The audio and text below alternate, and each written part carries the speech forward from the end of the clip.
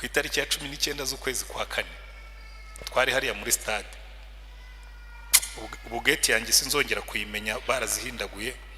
Najyaga njyayo kuri 19 z'ukwezi kwa kane, najyaga njya hariya nkicara munsi ya iskariye ya gatandatu, niho twabaga. Nkibuka bombe igwa mu metero 2 aho nasengera. Nari nicaye ndimo gusenga saa 12 n'igice za mu gitondo, kubita igikompura kiraza kigwa mu metero 2 zaho nicaye nka hariya. Amayekara yose agenda agana hirya ntiyagaruka hano. Igihe tukivuga ngo baraturashe mu 8 barasamo, mu 10 barasamo, muri 12 barasamo, byo biza biri on target. Hanyuma byose birangiye ndavuga ngo twabonye ukuboko kw'Imana iturinda. Haleluya. Kera abana banjye bakiri batoya, ubu ni ibisore barakuze, bamwe baranarongoye, abahungu banjye 2 bakundaga gutwara imodoka. Ngirago niyo mpamvu bize kwitwara vuba bagatwara. None iteka ryose iyo navaga mu rugo barazaga bakicara ku biro byanjye, bagafata vora bakagenda bayizunguza. Cyo nakoraga no kuyistabiliza gusa ngo batarenze imodoka ikarenga umuhanda. Bagera hepfo ku muhanda munini bakavamo bagasubira haruguru mu rugo. Twari duturanye n'umuntu ufite ibibwa binini. None umunsi umwe baramanuka bageze ku muhanda babona ibibwa birahari. Iyi nkuru bamwe murayizi, nkunda kuyivuga ko bigewe nigira ku bintu byose. Nanjye buri bintu byose ingabo z'Uwiteka zimbere ishuri. Noneho bareba zambwa kandi baragomba kuva mu modoka bagasubira mu rugo, barambwira ngo papa, ngo ziriya mbwa wazibonye? Nti nazibonye. Ngo urazireba? Nti ndazireba. Ngo rero ngo tugiye kukureba wowe ureba imbwa. Tugiye kukureba wowe ureba imbwa, hanyuma tugende dusubire mu rugo. Ndababwira rwose mugende, ziriya mbwa ndazireba. Bakagenda ikigongogongo bamwira ngo papa, ngo uracyazireba? Nti ngo urazireba? Nti ngo uracyazireba? Nti ngo urazireba? Nti baragenda bageze kuri gate binjiye mu rugo, ngo igendere noneho ngo twagiye. Rero nawe nubona ibibazo bije, jya uhindura amaso ureba Imana. Nurangiza ubibwire ngo mva rero Mana, uru rugamba si urwanjye, ndaruguhaye. Kuko iyo urugamba waruhaye Uwiteka, burya imbaraga z'abaturage ziba mu bushobozi bw'imbaraga z'ingabo zawo. Mwigeze kumva mu minsi ishize perezida abwira abanyarwanda ngo umva, ngo ibingibi mubimparire, mwe mujye muryama musinzire. Mu yandi magambo mbahaye icyizere kidashidikanywa ko kubarinda ni responsibility yanjye, mwe mujye muryama musinzire. N'Imana nayo niko itubwira, iratubwira ngo izo ntambara ni muzimpe mwe musinzire, izo ntambara ni muzimpe mwe muruhuke, mwe nimuntumbire munyizere, nimurangiza mureke mbarwanirire intambara. Rero nicyo Dawidi yari yarasobanukiwe. Ntabwo yagiye kurwana na Goliyati kuko yari yizeye imbaraga ze, ntazo yari afite. Ntabwo yagiye kurwana na Goliyati kuko yari yizeye intwaro ze, ntazo yari afite. Ntabwo yagiye kurwana na Goliyati kuko yari yizeye experience, kuko ntayo yari afite. Yari yizeye gusa, yaramubwira ngo Goliyati, wowe unteranye icumu n'agacumu n'ingabo ntoya n'inini n'abazigutwaje za reserve, ngiye nguteye mu izina ry'Uwiteka Imana ya Isirayeli Nyiringabo.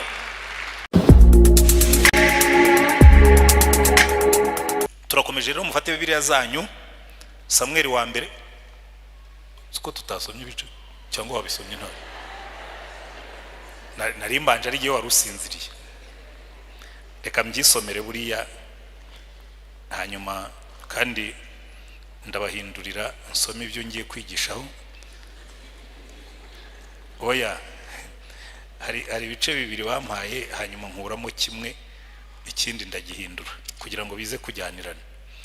Samuel wa mbere ibice 17, turasoma duhereye ku murongo wa 45.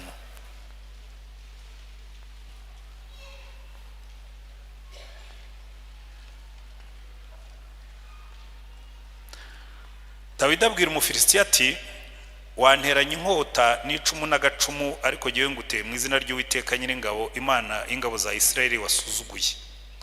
Uyu munsi Uwiteka arakungabiza nkwice nguce igihanga, kandi ndagaburira ibisiga byo mu kirere n'inyamaswa z'inkazi zo mu ishyamba, intumbi z'ingabo z'Abafilisitiya, kugira ngo mu isi yose bamenye ko muri Isirayeli harimo Imana, kandi ko iri teraniro ryose rimenye ko Uwiteka adakirisha inkota cyangwa icumu, kuko intambara ari y'Uwiteka kandi ari we uzabatugabiza.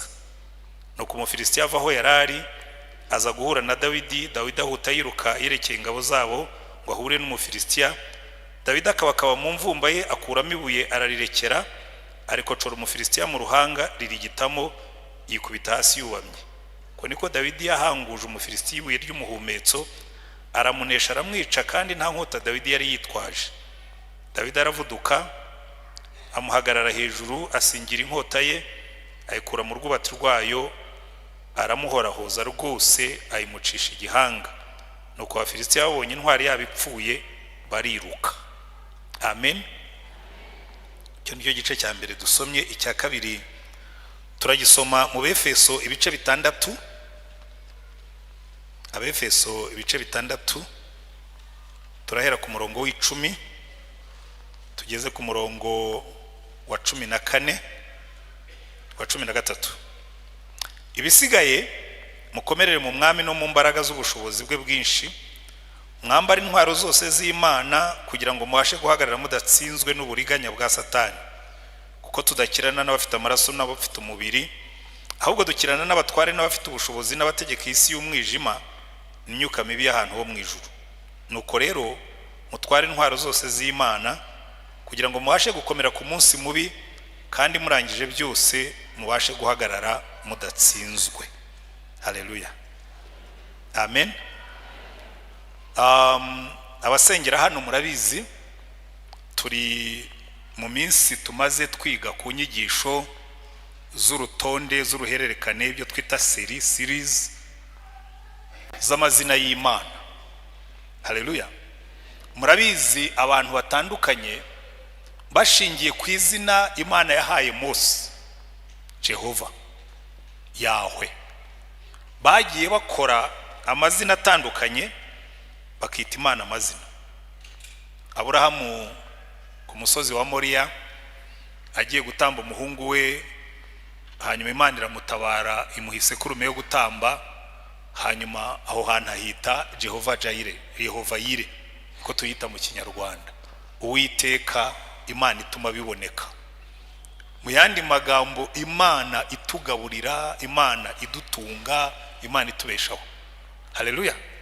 Umukozi w'Imana Mose bararwana mu kibaya cya Refidimu, ahagarara ku musozi, yazamura amaboko, Yosuwa akanesha, yamanura amaboko, Yosuwa akaneshwa.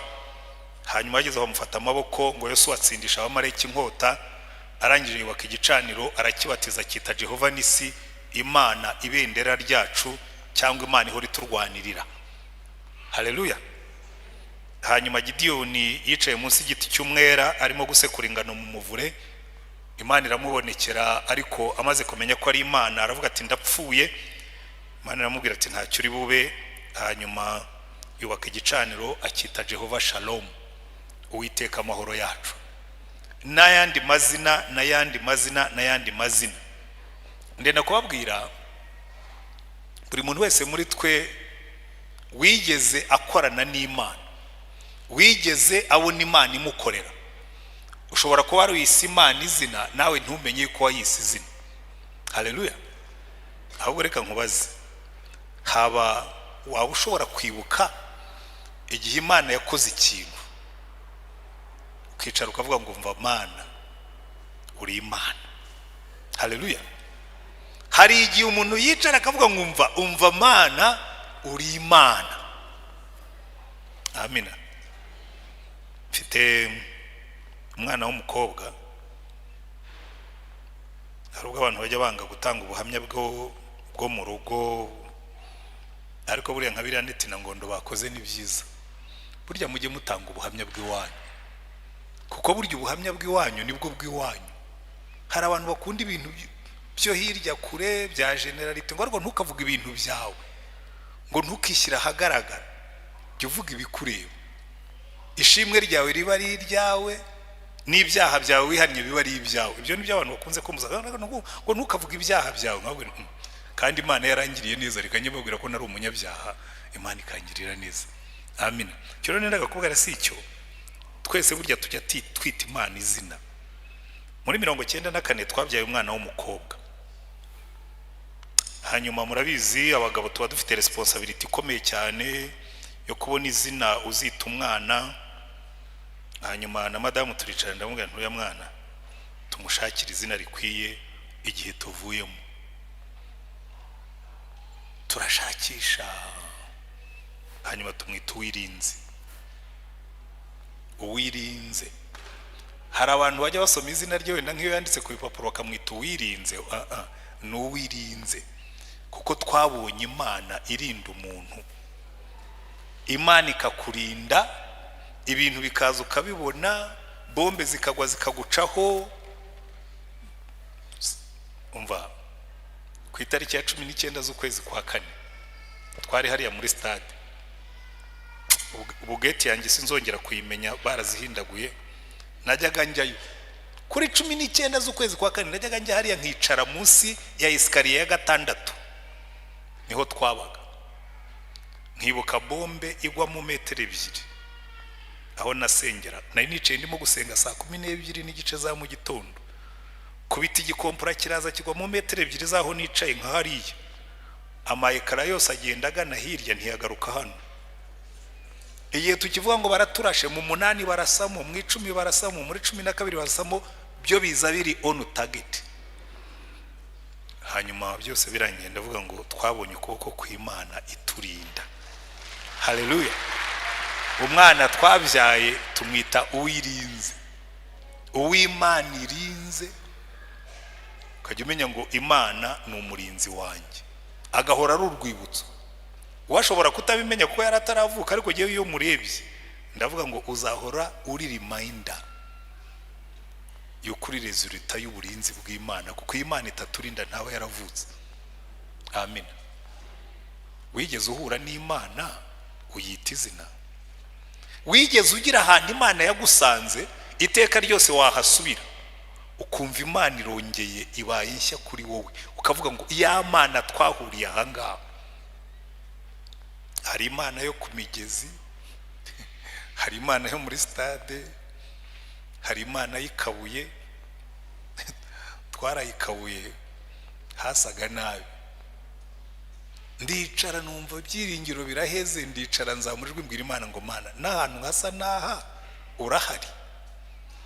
Iyo nyuzi ikabuye iteka ryose ndeba ahantu icyo kirundo cy'amatafari cyari kiri, nkumva na parika imodoka nkagenda nkongera nkahicara. Nkongera nkumva ijwi ry'Imana ryambwiye ngo nuca mu muriro ntuzashya, nuca mu migezi ntizagutembana, nuca mu mazi ntazakurengera kuko ndi kumwe nawe. Haleluya. Baburahamu bari bafite imisozi yabo, ba Mose bari bafite imisozi yabo, natwe dufite yacu. Ni nabyo njya mbwira abantu bavuga ngo ariko ngo kuki musenga ngo Imana ya Isirayeli? Ngiye sinyasenga Imana ya Isirayeli, senga Imana y'u Rwanda kuko niho nahuriye nayo. Imana ya Aburahamu niyo Mana ya Rutayisire. Yabaye Imana yawe ariko Mana ya Aburahamu, Mana ya Isaka, wajya uvuga ngo Mana yanjye. Iyo niyo nzi. Aburahamu yarazi Imana ye, nanjye nzi yanjye kandi nimwe. Ariko bakunda kwisengera Imana ya Aburahamu na Isaka na Yakobo, mujye mukomeza ntacyo bizayitwara. Ariko giye nkunda kwivugira Mana yacu, ya yindi twabonye cyagiye. Sibyo ra? We ntiwayibonye? Hari abantu njye ndeba nkabona ntabwo wayibonye. Hari abantu tuba tubiziranyeho. Twarayibonye, twabonye Imana igenda, twumvise Imana ivuga, tuyita amazina. Haleluya. Rero nagira ngo uyu munsi tugiye kwiga, kandi buriya niba warigeze kubona Imana mu buryo nk'ubwo ngubwo mbabwira, hari ikintu kimwe kinezeza, kuko ibyo wahuye nabyo kirya gihe ushobora kutazahura nabyo bundi bushya, ariko uzahura n'ibyenda gusa nabyo. Uzahura n'ibigutera ubwoba, uzahura n'ibigukanga, uzahura n'ibigukangisha, uzahura n'ibikwihebesha, uzahura ni hanyuma wibuke ngo ya Mana twahuye hahandi.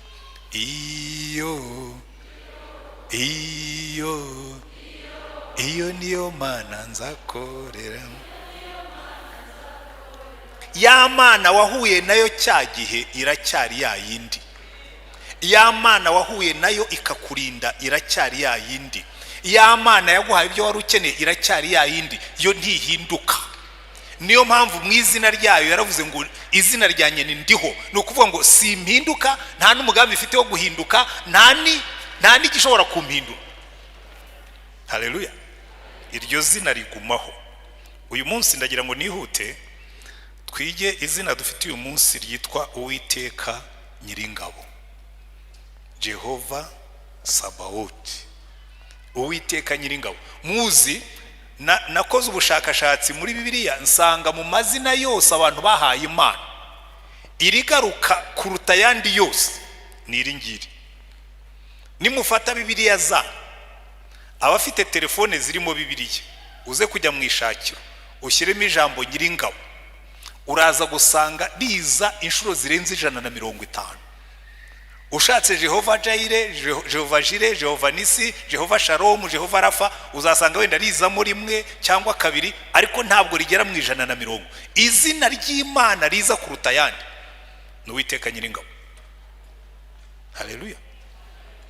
Buriya rero iyo abantu bagiye bita Imana izina bakarigarukaho wagombye kubitekereza cyane. Nasubiye inyuma ndashaka ariko kuki abantu bakunze muri Bibiliya mu isezerano rya kera ubwa mbere tubona iryo zina ritangira ku gice cya mbere cyo muri Samuel wa mbere, ariko guhera kuri Samuel wa mbere, mbere ya Samuel wa mbere nta iryo zina uribona, ariko guhera kuri Samuel wa mbere riragaruka no mu bahanuzi kurinda bigera kuri Maraki, yitwa Uwiteka Nyiringabo. Kandi biratangaje cyane. Nasubiye inyuma nshakisha ingabo z'Uwiteka nsanga ari nyinshi pe, zirimo amatsinda 3.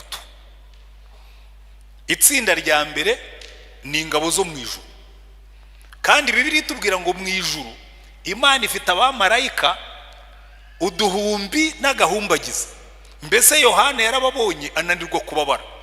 Muze kureba mu byahishuwe ibice 5, reka wenda mpabasomere kugira ngo twihute. Mu byahishuwe ibice 5 Yohana yabonye mu ijuru umurongo wa 11 aravuga ngo ndareba numva ijwi ry'abamarayika benshi bagose ya ntebe na bya bizima na babakuru, umubare wabo wari inzovu bundi ni 10,000. Inshuro inzovu, umva wafata 10,000 ugakuba ni 10,000, ariko ubundi ngira ngo ni expose 10,000, ariko asanga ntibihagije n'uduhumbi n'agahumbagiza. Uyu mubare ntabwo wawubara. Inzovu, inzovu n'uduhumbi n'agahumba, mbese mu yandi magambo aravuga ngo nabonye abamarayika batagira umubare. Izo ni ingabo z'Imana. Haleluya. Kandi mwibuke yuko abo yabonye ni 2/3 by'ingabo zose Imana yari ifite, kuko mu byahishuwe mu gice cya 12 batubwira ko Satani yamanukanye 1/3, ariko ko byagenda kose hasigayeyo 2/3 biri mu ruhande rwacu. Haleluya. Nimwitegereza neza muri Bibiliya muzabona intambara nyinshi zirwanwa n'abamarayika. Wenda mbaho ingero 3 kuko zo ni nyinshi cyane, ingero 3 zifatika kandi ziryoshye. Urugero rwa mbere ni igihe Abayisirayeli bari bavuye muri Egiputa. Bibiliya iratubwira ngo marayika w'Uwiteka yagenderaga mu gicu. Amen. Ngo icyo gicu cyagendanaga nabo, ngo kumanywa kikababera igicucu, nijoro kikababera umucyo. Noneho umunsi umwe gihinduka n'umurwanyi w'intambara. Farawo arabasatiriye, imbere hari inyanja, inyuma yabo hari umusozi, kandi naho Farawo aturutse, kuko bari hagati y'imisozi 3. Bari hagati ya Pihayirote na Barisefone na Migidol. Uzi gukubitirwa hagati y'imisozi 3, imbere hari inyanja. Imbere hari inyanja, inyuma hari Migidol, hirya hari Barisefone, handi hari Pihayirote. Kandi Farawo aturutse inyuma. Noneho Mose atangiye gutakira Imana. Imana ngo Mose kuki urimo kuntakira? Bwira abantu bakomeze bagende. Mbwira abantu bakomeze bagende, kandi imbere hari inyanja. Arambwira ngo no, imbere hari inyanja ariko si yihari, hari marayika uri mu gicu. Webwira abantu bakomeze bagende. Atunze inkoni, abaturage batangiye kugenda, inyanja iribwiriza irababisa, kuko hari Imana iturwanirira. Haleluya. Ikibazo cy'iyi Imana nuko rimwe na rimwe itangira kurwana ubwoba bwatwishe. Uzareba Imana burya ifite ukuntu igenda buhoro, Mana wajya ugendera mu ijana natangira gusenga ukaba wahageze akabwira ngo ya wejye unyizera gusa ngendere muri gatanu uko byagenda kose ndahagera. Noneho ikintu kinejeje muri iyo nkuru, Mose abwiye abantu ngo nimugende, inyanja iribwiriza irababisa. Niki cyatumye inyanja ibabisa? Igicu kirimo marayika. Noneho ngo cya gicu kivaho cyari kirimuka kijya inyuma yabo, hagati yabo n'abanyegiputa. Ngo marayika ari mu gicu ngo arunguruka abanyegiputa arabaseka. Hagatari ko abagabo ibyo nabakoreye ejo bundi ntacyo byababwiye. Nisha abana b'imfura bose, ab'inka n'ab'ihene n'intama n'abantu n'amapusi n'inkoko byose, icyari cyaravutse mbere cyose cyitwa uburiza. Marayika umwe yari yabitsembye. Hanyuma ngo abwira Abisirayeli mwebwe mugende, acana fare ndende ngo arabamurikira. Hirya ku ruhande rw'abanyegiputa arazimya, haba umwijima. Barakomeza baragenda, marayika bareba, ubwo ahagaze hagati arimo arabareba baza, avuga ati ruzi ko abantu bihebye. Ntabwo abonye bageze mu nyanja neza, abwira amazi ngo nimumanuke mwongere musubirane. Imana ibwira Mose n'Abisirayeli ngo abanyegiputa mwabonye uyu munsi ntimuzongera kubabona ukundi. Haleluya. Abanyegiputa mwabonye uyu munsi ntimuzongera kubabona ukundi, kuko uru rugamba nijye uri bururwane mudafashe ikintu icyo ari cyo cyose. Kandi yararurwanyira rurangiza. Marayika umwe uhagaze mu gicu. Undi munsi umwami witwa Senekeribu araza aridodomba tuka Imana, agira guterwa Imana n'agateruza akagabo kigerezaho koko nta nubwo kigiye kubyababanjirije. Ninjoro marayika araza, ingabo 185 arabitsemba. Bucya mu gitondo ingabo zose zashize. Urugamba marayika rurangiza. Rero iyo wavuze ngo Uwiteka Nyiringabo, reka mbaho urundi rugero rumwe ko nari nabasezeranije 3. Mwibuke igihe Yosuwa yaragiye gufata umujyi wa Yeriko, haje marayika mu gice cya 6 cya Yosuwa. Marayika araza hagarara ahantu afite inkota mu ntoki, ariko yaje mu isura y'umuntu. Yosuwa nka generali mukuru w'ingabo aravuga ati byari byose nigiye ugomba kuvugana n'uriya mugabo uje yitwaje inkota akazagana ikigo cyacu. Araza muhagarara imbere yo kwema inkota ye nawe aravuga ati uraje ngo turwane cyangwa uje kudufasha? Marayika aramureba aramuseka, nawe yewe ubanza ukuremo ibyo bikweto byawe ko ndabona biriho n'ivumbi ryinshi, kandi aho hantu uhagaze ubwo uri imbere yanjye nahera. Yosuwa aravuga ati karabaye. Ngo akuramo inkweto yikubita hasi ararambarara. Marayika aramubwira ngo ubu rero ngewe nje kuba umugabo w'ingabo z'Uwiteka. Yosuwa nibeshya yuko aje kuba umugabo w'ingabo za Isirayeli, aramubwira no nje kuba umugaba w'ingabo z'Uwiteka. Bivuga ngo urugamba rw'Iyeriko rwarimo amatsinda 2 y'ingabo, izarwanaga zigaragara n'izarwanaga zitagaragara. Haleluya. Ubibwirwa n'iki ko harimo ingabo zitagaragara? Icyambere marayika niwe watanze strategy y'urugamba, aramubwira ngo mugende muzenguruke Yeriko mwambaye agapfukamunwa nta kuvuga. Buryo natekereje impamvu Imana yabujije Abisirayeli kuvuga bazenguruka Yeriko, nsanga yari ifite impamvu. Iyo abantu batangiye kuvuga bavuga ibiteye ubwoba, iyo abantu batangiye kuvuga bavuga urucantege. Bagati buriya birashize, murebe ukuntu ino midugudu ikomeye, murebe bari abantu barimo ni barebare, bya bindi byari byaracina. Imana yavuga ngo muzazenguruke mufunze umunwa mutavuga. Bumva iki? Bumva amakondera y'Uwiteka gusa abari imbere. Bazenguruka 7 ku munsi wa 7, ngo ku munsi wa 7 muzabyuke kare kare muzenguruke 7 umudugudu, ku nshuro ya 7 muzavuza karuru.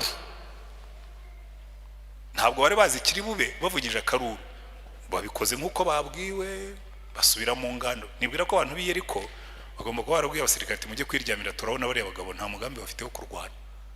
Abantu barifata bakavuza ibikondera bakazenguruka umurwa, ntibarimo kubaka ibyo kuririraho, ntibarimo no gushaka ibyo amabuye yo gutera, baraho gusa baravuza amakondera bakazenguruka bagasubira mu ngando. Bari iby'urugamba ntabyo bazi. Ariko ku munsi wa 7 ngo bavugije akamu, inkuta z'Iyeriko zose zirahirima. Ninde wahiritse inkuta z'Iyeriko? Ingabo z'Uwiteka. Kubera ko wa marayika wari waje kubafasha kurwana we yakoze ibyo badashobora gukora. N'ubundi iteka ryose n'ikimana ikora, Imana idukorera ibyo tudashobora gukora. Haleluya. Ubwo Yesu yasubiraga mu ijuru, ngo abamarayika baramubaje bataje se boss, ko wari wagiye hariya mu isi tubwiye ko ugiye kubacungura tukabona wigarukiye, buriya baracunguwe? Ati buriya ibyo batashoboraga kwikorera nabirangije, ibisigaye ba Petero na ba Yohana bariya babunye nasize. Baramubwira ati Petero na Yohana ba bandi bajya kuroba wazutse. Aravuga ati ibyo ni mu byihorere, hasigaye akantu kamwe gusa, nimara kuboherereza ku mbaraga za hano muzabona impinduka bazazana, kuko ibyo batashoboraga kwikorera, kwirihirira ibyaha byabo, kwicungura, ibyo nabibakoreye. Ibisigaye ni ukubwira abantu gusa bakubwira ngo urugamba rwararangiye, twe tugiye gukora ibyo bita mop up, guhumba udusigaye inyuma. Amen. Kuko buriya iteka ryose Imana idukorera ibyo twebwe tutashoboraga kwikorera, ikatubwira ngo ibisigaye namwe ni mu birangiza. Niba twashoboraga kubyumva, ariko mbona rimwe na rimwe hari igihe wigisha abantu ibintu ko batari kuburiya barabyumva nkuko mbyumva, kuko Imana niyo iturwanirira. Haleluya. So itsinda rya mbere ry'ingabo rigizwe n'abamarayika. Ikintu gitangaje cy'Imana nuko n'abariya Satani yatwaye, ntabwo Imana yo yigeze bihakana, baracyari mu ngabo zayo, yishatse kubakoresha bakoresha. Reka mbahingere ebyiri. Hari igihe umwami Sawuli yananiye Imana, yanga kumvira. Noneho birantangaza cyane kumva Bibiliya ivuga ngo umwuka mubi yajyaga ava ku Uwiteka ngo akamuhagarika umutima. Imana igafata umwuka mubi kajya guhagarika umwuka wa Sawuli, umutima wa Sawuli n'amadayimoni. Mwibuke mu gihe cya Ahabu, Imana ngo yakoresheje inama mu ijuru, iravuga ngo ariko ninde wakoshyushya uriya mugabo witwa Ahabu, ndambiwe ibyaha bye, agaterera Moti Galeyadi akagwayo. Noneho Mikaya aravuga ngo nabonye imyuka y'ibinyoma iteraniye imbere y'Uwiteka, iravuga ngo duha uburenganzira tugende tumushukashuke. Ngo Imana irayibwira ngo nimugende. Ngo imyuka iragenda ijya mu bahanuzi be. Igitangaje nuko Mikaya yarabivuze koko, aravuga ati abahanuzi bawe ni wongo tu, ni ibinyoma. Ngo ati ngaho noneho wowe vuga iby'Imana yagutumye. Ati Imana yambwiye ngo izi ngabo zimeze nk'impehe zitagira umutware, nibisubirireyo. Abwira Yehoshafati ngo sinakubwiye uyu mugabo ntajya ampanurira ibyiza, ngo mugikubite mu gihe amazi y'agahimano kugeza igihe nzagarukira. Aramuga ati ndahiye Uwiteka Imana nkorera, nugaruka Imana izaba itaravugiye muri jewe. Ntiyagarutse. Kubera iki? Hari imyuka n'imyuka mibi ntakishobora gukora Imana itayihaye uburenganzira. Haleluya. Kuko Uwiteka ni nyiringabo, naziriya arazitegeka. Itsinda rya kabiri, kuko ibyo yaremye byose Imana ibikoresha uko ishaka. N'amadayimoni gitarayashyira mu muriro, igihe agitembera iravuga tukefaye, igihe mu gitembera mu bwatsi bwanjye, ubwo muri abagaragu banjye. Kuko Imana ni umwami, ni nyiringabo, ariko ni na nyiri biremwa. Ibintu byose biriho ni ibyayo kandi bikoresha uko ishaka. Nibyo byigometse, nubwo wigometse uranyumvira kuko ni nkutegeka uragenda. Iyo niyo Mana yacu, Jehova Sabaoth, Uwiteka nyiringabo. Amina. Ubwoko bwa kabiri bw'ingabo ni nabwo buteye ikibazo, ni twebwe. Ariya magambo twasomye yo mu Befeso, Imana twe idufata nk'abasirikare, ikavuga ngo mwambare intwaro zose z'Imana. Ubundi umuntu yambara intwaro ari umusirikare agiye kurwana. Mwambare intwaro zose z'Imana kugira ngo mubashe guhagarara mudatsinzwe. Niyo mpamvu rero mbabwira ni buriya ubwoko bw'Imana, abera b'Imana ni ingabo z'Imana, ariko muri biriya byose turi bubone nizo ngabo zikojeje isoni. Umva, ubundi ikintu kimwe kiranga ingabo zirangwa na obedience, no kumvira amabwiriza. Ingabo zigendera kuri gahunda, niyo umurimo wabo ukomeye zirumvira, niyo haba ari ninjoro zirumvira, niyo haba ari mu mvura zirumvira. Abarimo hano babaye mu gisirikare bashobora kubivuga kundusha. Ingabo ubundi ikintu cya mbere kiranga ingabo nyangabo ziyubaha, zirangwa n'ikintu cyitwa discipline na obedience. Iyo ufite ingabo zigenda uko zishakiye, nta ngabo ziba zirimo. byo nakajagari. Ariko twebwe muzarebe turabongo ingabo za Yesu koko, uretse ko ari nabitiri iryo zina kera twajyaga turirimbiye ko rasi none ntikirimba kuko hari ababyitiriye bakora ibintu by'amafuti. Si ibyo nababwiraga biyise ingabo za Yesu z'abanyamafuti. Ariko reka mbereke izi ngabo kategori 2 nizimana ibwira ibintu zikajya impaka. Ubundi nta musirikare ujya impaka na boss. Iyo afandi mukuru yavuze ngo murajya hariya niyo umva. Jewe nitegereje abasirikare mu gihe cya genocide n'intambara yo kuyihagarika, bari abantu narabatangariye. Twabaga hariya muri stade, umusirikare umwe sinzi n'izina rye cyakora isura ye nari nyizi icyo gihe bazaga niho ari no kumenya na ranka ye, babaga bameze nkatwe baba civilian. Nkotanyi icyo gihe zebwira ngo bambaraga bitandukanye. Uwo nguwe rwose yazaga yiyambariye, ariko bene wabo bari babizi ko ari afandi. Arabwira ati hari imbundi yari iri hari haruguru hariya zanu, iriya mbunda ndayishaka kuko mu mwanya hari order baduhaye yo kujya gufata rebero, iriya mbundi igomba kubanza ikavamo. Baragiye nyuma y'isaha barazarambwira ati byanze, ati nababwiye ngo ntibishobora kwanga, mufata abandi musubire iyo ndayishaka. Bagarutse bayizanye kuko niyo byaba bikomeye. Iyo uri umusirikare nyamusirikare nta impossible ibamo. Niyo mwagenda mugakomereka babaha abandi kugeza igihe iyo target igerwaho. Ariko muzarebe twebwe turiyorohereza.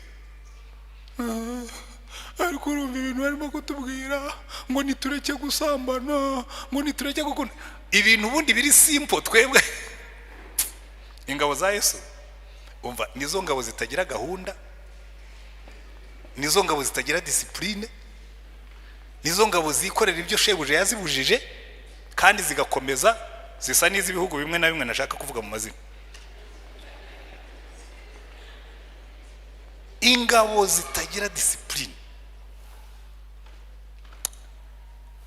Ariko bambe ntabwo wazirenganya. Buriya mu byo nize, jewe nize ibintu bya leadership, barakubwira ngo ingabo zose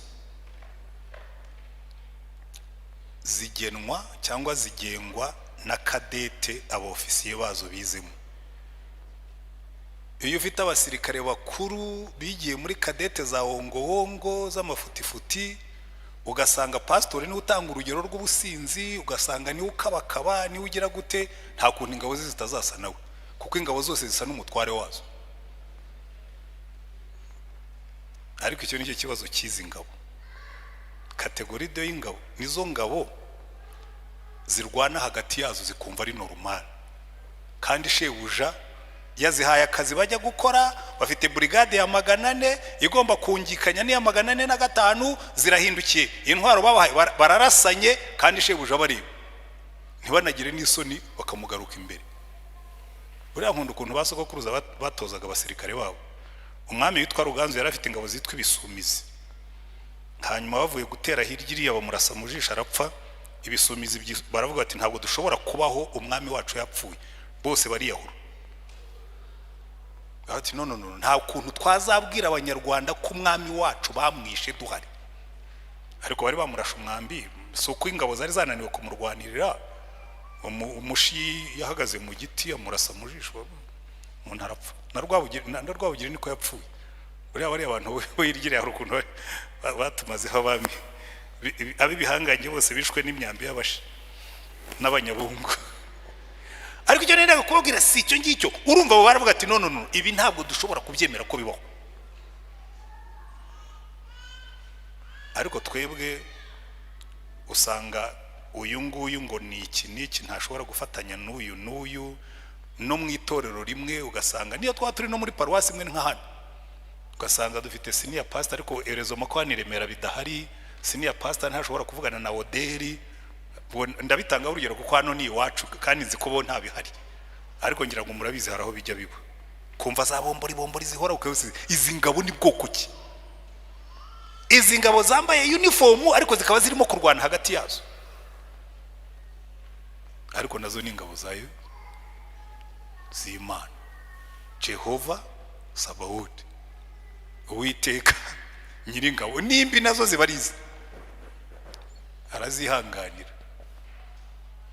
ariko buriya twagombye kuzitoza ku buryo zitozongera gukoza isoni ba databujwe nyine abashinzwe kadete mu byumve hirya ngaha tugomba kubatoza ku buryo muzajya mukora ibintu bifite imbaraga kandi bifite umurongo tukabantu bafite discipline kuko turi ingabo z'umwami mwambara intwaro zose z'Imana mushobore guhagarara mudatsinzwe. Kategori ya gatatu reka nihute ngiye kugana ku musozo.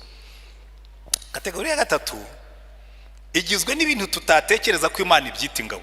Buriya ibintu byose Imana yaremye irabirwanisha. Buriya Dawidi ajya kwica Goliyati yaraje Goliyati azafite intwaro afite ingabo afite icumu afite agacumu Dawidi azafite ibuye aravuga ati mu maboko y'Imana iri buye riraruta intwaro zose ushobora kuzana iyi misiri iraruta intwaro zose wazanye kuko Imana yo buriya hari amagambo nkunda cyane reka tuyasome muri Yoweri ibice 2 twihuse. Imana yavuga ngo hari ibintu Imana yita ingabo zayo ugatanga roze nibi nabyo Mana ubyita ingabo zawe ingabo z'ibyaremwe muri Yoweri ibice 2 umurongo wa 25 Imana iravuga ngo nzabashumbusha imyaka inzige zariye inzige murazize inzige n'ibihore nzabashumbusha imyaka inzige zariye niyariwe n'uburima n'ubuzukira n'akagungu uburima ubuzukira n'akagungu zangabo zanjye zikomeye nabateje ibimonyo intozi kagungu ibinyugunyugu Imana ikavuga ngo biriya nabyo ni ingabo zanjye iyo nshatse kubirwanisha ndabyohereza nkatera abanzi banjye nkabajujubye.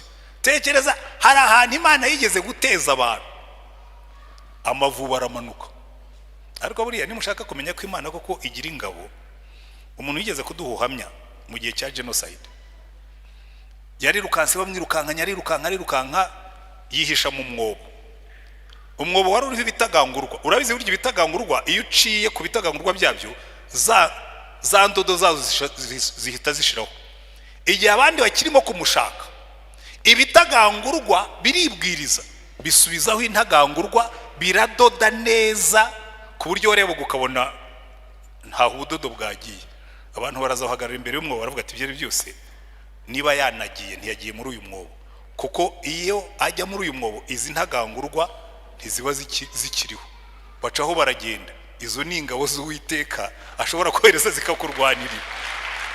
Hari ingero nyinshi abandi birukankanya umwana aragenda yicara munsi y'igiti harimo umutiba w'inzuki sinzi cyamanuye umutiba w'inzuki wikubita hasi inzuki ntizamurya ariko zirara muri babantu jogo zirabi ubwo n'ubuhamya tugenda tubona ibintu byose Imana ishobora kubihinduramo ingabo ikabikoresha iyo ishaka kukurwanirira. Haleluya. Niyo mpamvu Imana ivuga ngo zangabo zanjye zakagungu n'uburima n'ubuzukira n'ibimonyo n'intozi ngo zangabo zanjye nabateje. Rero Imana yacu niyo mpamvu ivuga ngo ndi Imana nyiringabo. Haleluya.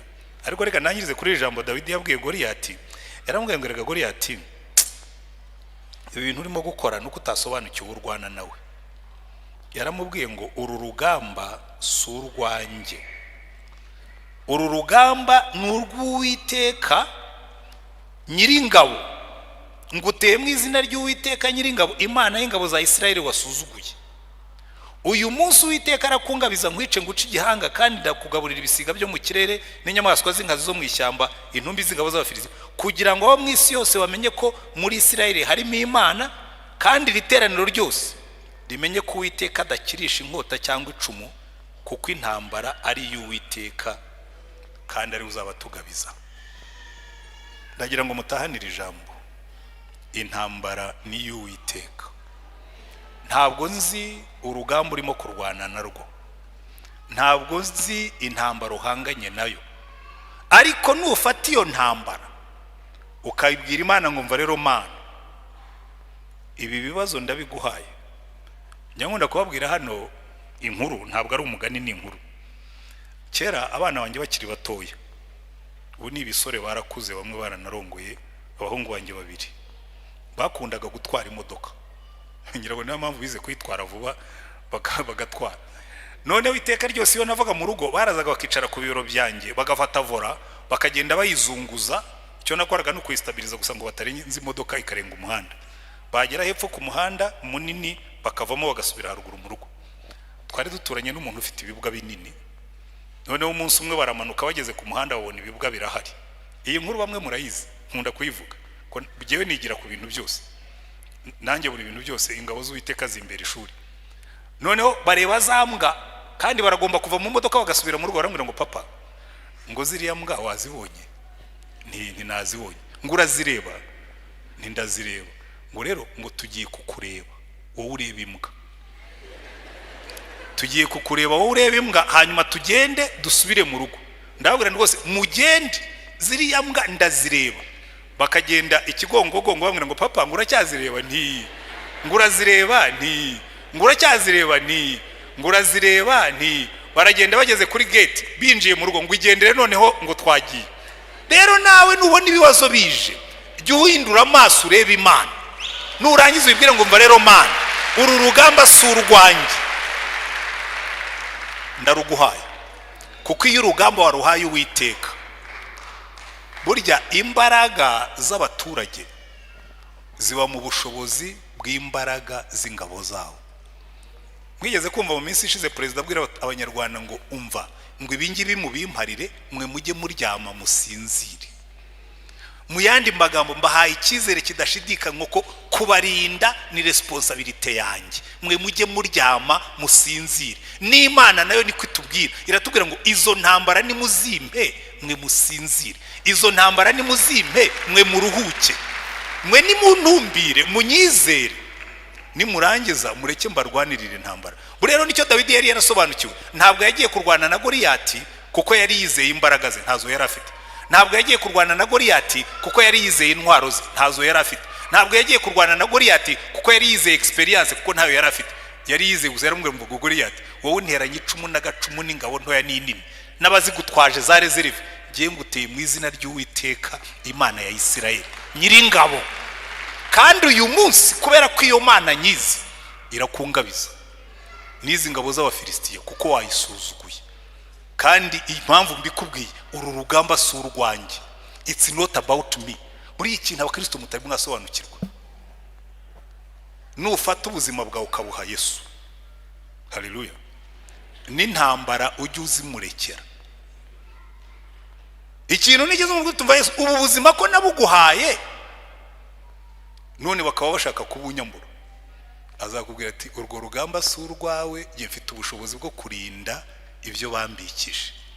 Nibyo Paulo yanditse aravuga ngo iyo twizeye ifite ubushobozi bwo kurinda ikibitsanyo cyacu. Amina. Wowe ujye urinda ibyo yakubikije, urinde gukiranuka kwawe, urinde kwizera kwawe, hanyuma nurangiza umubwire ngo noneho ibisigaye watch over me. Ubu buzima ndabukwihereye uburinde. Imana niguha akazi. Yewe mwarambe babwira ntimugire ngo ni bya bindi abantu bavuga ngo oya noneho nta n'impamvu nawe mfite ko nta nyungu nkifitemo. Buri Imana niguha akazi ujye uyubahisha ibiva mu kazi kawe. Ariko nurangiza ugashingana ubwira Imana ngo rero Mana aka kazi niwe wakampaye nzajya nkakubahisha, ariko nawe ukarinde. Nubona abantu bagutwariye akazi ubwo izabiguhaye kandi bizabiguhaye kandi ibyo guaranteed ndabikubwira. Nuba ufite business jya ukuramo ibyo wubahisha Imana kuko ubwo muzaba mwacanze umutungo. Utumva rero Mana jewe dore iki cya 10 nkuzaniye, ariko nawe sinyambe babwira ngo nutanga icya 10 ujye ukivugiraho, ariko nawe undindire business, uyirinde abanyamashyari, uyirinde ingegera n'ibisambo, uyirinde abesukuro, ariko nanjye nzajya nkubahisha ibyo umpaye.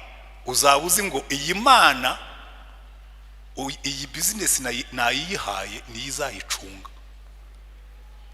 Kandi iryo ni isezerano ryayo. Urugamba si urwawe n'urwayo.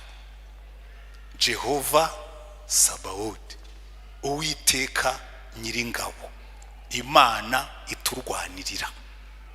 Amina. umutekano w'abaturage uva muri discipline n'ubushobozi bw'ingabo z'igihugu cyabo.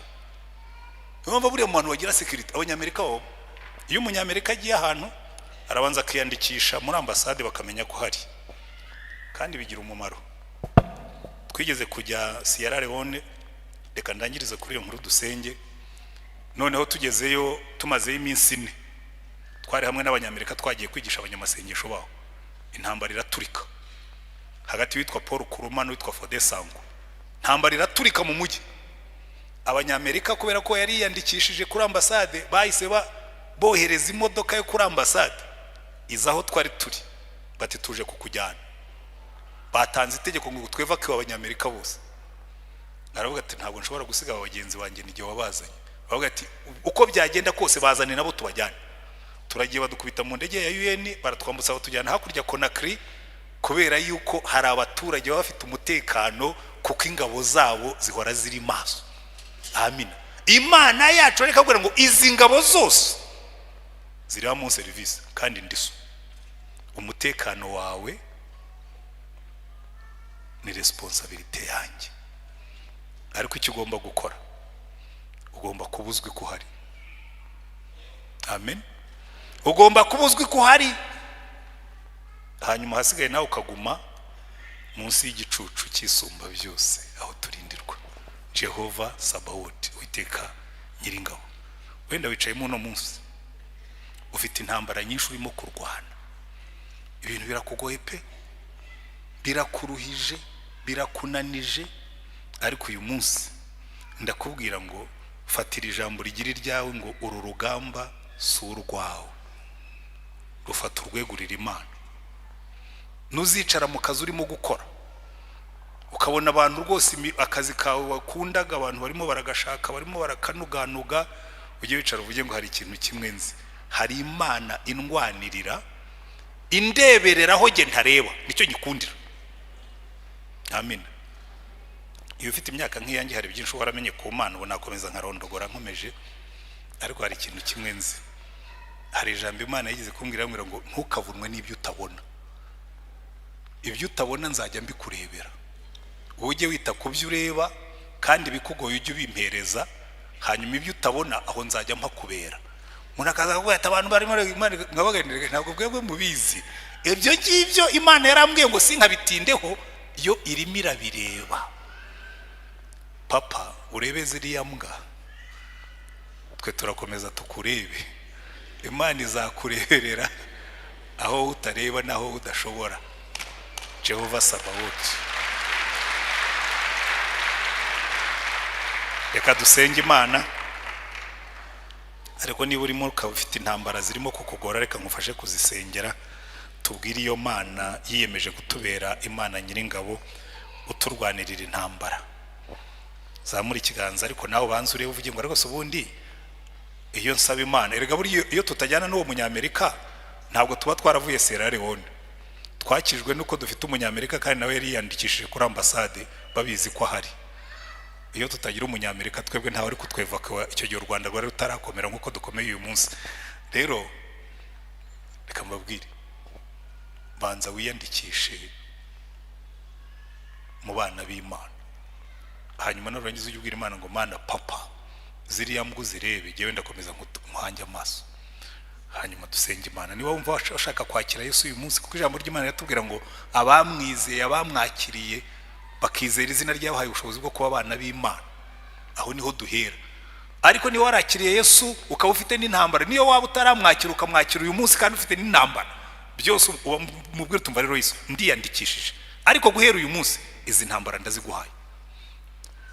Uwumvise umwuka avugana nawe uzamura ikiganza aho uri dusenge Imana. Turagushimye Mwami Imana yacu, iri zina abahanuzi bararikwise, iri zina bana barisubiyemo, iri zina ba Dawidi barisubiyemo, iri zina abami basenga bararivugaga, nuno munsi natwe turacyarivuga, uri Uwiteka Nyiringabo. Ingabo zose z'ijuru, ingabo zose z'isi, n'ibyo waremye byose ushobora kubidukoreshereza kugira ngo turengere. Ndasengera abantu bose bicaye mu hano, abamanitse ibiganza kubera ko bashaka kubanza kwinjira muri liste y'abana bawe, abo bandike mu gitabo cy'ubugingo, kandi abamanitse ibiganza kuko bafite intambara barimo kurwana nazo zibagoye, mu izina rya umwami wacu Yesu Kristo. Niwe wavuze ngo babiri nibahuza umutima kugira icyo basabira, muhuje umutima nabo, izo ntambara baziguhe kandi nurangiza uzibarwanirire, ku buryo hazavamo ubuhamya buzahesha izina ryawe icyubahiro. Wumve gusenga dusengeye imbere yawe uyu munsi, uzugendane natwe. Jehova Sabaoth, Uwiteka Nyiringabo, Imana idukunda, Imana itubereye umubyeyi, kandi Imana yiteguye kuturwanira mu bihe byose. Uhabwe icyubahiro, uhabwe amashimwe, natwe duhe umugisha iteka ryose tukunezerwe, mu izina rya umwami wacu Yesu Kristo. Amen.